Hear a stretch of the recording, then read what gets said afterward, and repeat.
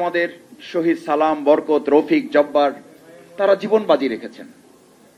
এই নামগুলো শুনলে কি মনে হয় না আমাদের ৯৫ ভাগ মুসলমানের সেই প্রিয় ভূখণ্ডে যারা শহীদ সালাম, বরকত, রফিক, জব্বারের মতো তরুণ জামাল ছেলেরা জীবন দিয়েছে, তার অর্থই তো বোঝা যায় যে এই বাংলাদেশে শুধু ভাষা আন্দোলন নয়, শুধু ভোটের অধিকার আন্দোলন নয়, শুধু ভাতের নয়, শুধু সাম্যের নয়, শুধু ন্যায্যতার নয়, আমাদের বিরুদ্ধে যখন যে ধরনের অন্যায় চাপিয়ে দেওয়া হবে, এরকম শহীদ সালাম, বরকত, রফিকদের সারিতে আরো যুক্ত হবে আবু সাইদ মুগ্ধ, এবং ভবিষ্যতে আরো এরকম কেউ যুক্ত হয়ে অন্যায় অত্যাচারের বিরুদ্ধে মাথা উঁচু করে গুলে বুকে ধারণ করে এই বাংলাদেশকে রক্ষা করা হবে। আপনাদের মনে করার কোনো কারণ নাই, ফ্যাসিজমের উত্তরসূরিদের মনে করার কোনো কারণ নাই। শহীদ সালাম, বরকত, রফিক, জব্বার, সাইদ মুগ্ধরা ওই সময় পর্যন্ত থেমে যায়। তাদের রক্তের ধারাবাহিকতা যতক্ষণ পর্যন্ত চূড়ান্ত বিজয়ের দিকে না যায়, তাদের উত্তরসূরিরা আরো বুক পেতে থাকার জন্য অপেক্ষমান থাকে এবং দেশকে বিজয়ের দিকে তারা এগিয়ে নিতে থাকে। কিন্তু দুর্ভাগ্য কি জানেন, আজকে এখন চলেন ঢাকা বিশ্ববিদ্যালয়ে, আমি সাংবাদিক বন্ধুগণ, বুদ্ধিজীবীগণ যারা এই ৫২-এর ভাষা আন্দোলন সামনে রেখে গরম করা বক্তব্য রাখেন, কেউ কি জানতে চেয়েছেন ৫২-এর ভাষা আন্দোলনের অন্যতম অগ্রসেনানী বাংলাদেশ জামাত ইসলামীর সাবেক আমির, যাকে অন্যায়ভাবে জেলখানায় রেখে ফ্যাসিস্টরা হত্যা করেছে, শহীদ করেছে, তাকে প্রফেসর গোলাম আজম রাহিমাহুল্লাহ এই ভাষা আন্দোলনের অন্যতম একজন ভাষা সৈনিক, তার নাম ঢাকা বিশ্ববিদ্যালয়ের জিএস তালিকা থেকে যারা বাদ দিয়েছে, এখনো কি সেই নাম সেখানে যুক্ত করা হলো? এই ভাষা আন্দোলনে যারা লম্বা লম্বা বক্তব্য দিয়েছেন, পুরো ফেব্রুয়ারি জুড়ে একবার তাদের মুখ থেকে প্রফেসর গোলাম আজম রাহিমাহুল্লাহর নাম উচ্চারণ না করা মানে ভাষার ইতিহাসকে আজও বিকৃত করার অপচেষ্টা চলছে। কেন? প্রফেসর গোলাম আজম রাহিমাহুল্লাহর অপরাধ কি? কি অন্যায়?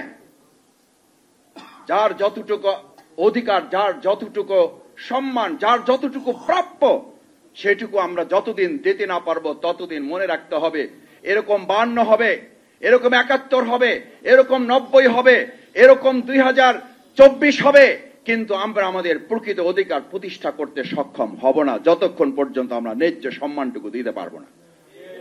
আমি আপনাদেরকে বলে রাখছি, খেয়াল রাখুন, আজকে নোট করে রাখুন, আমার কথাটা যেন মিথ্যায় প্রমাণিত হয়। যারা প্রফেসর গোলাম আজম রাহিমাহুল্লাহর অধিকারটুকু স্বীকৃতি দিতে ব্যর্থ হয়েছেন, তারাই আজকে নতুন করে বয়ান তৈরি করেছেন। ছাত্ররা কিছুই করে নাই, সব আমরা করে ফেলেছি। তারাই বয়ান তুলেছেন, বাচ্চারা কি বোঝে?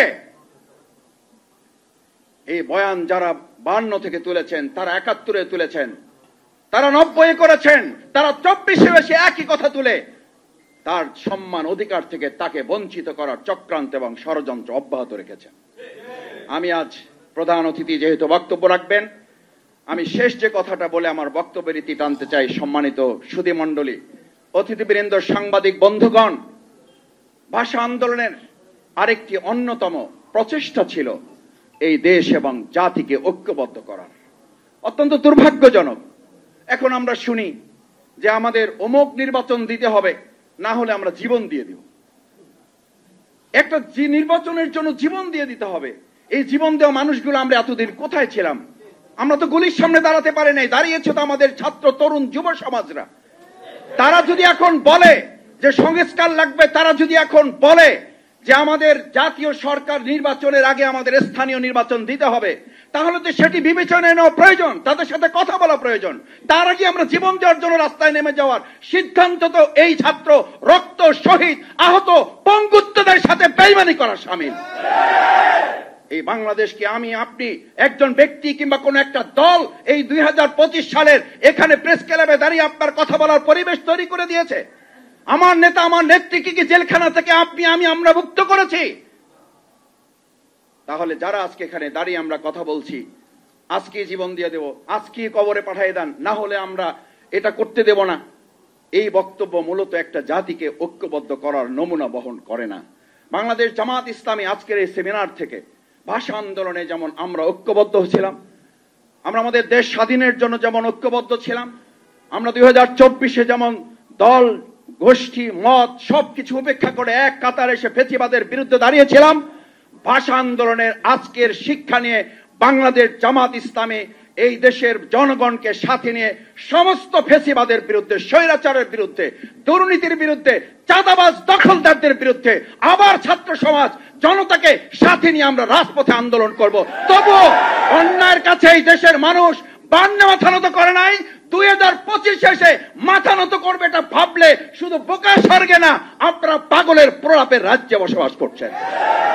আসুন সম্মানিত সুধীমণ্ডলী, সাংবাদিক বন্ধুগণ, আমরা আমাদের সেই ভাষা আন্দোলনের চেতনাকে ধারণ করে 2025 সালকে বাংলাদেশের জন্য গোটা পৃথিবীর একটা মডেল করে প্রধান উপদেষ্টা যেটা বারবার বলতে চান, এটা নতুন বাংলাদেশ। ইয়েস, এটা নতুন বাংলাদেশ। ভারত আজকে বাংলাদেশের কাছে পররাষ্ট্র নীতি জানতে চাইবেন কেন?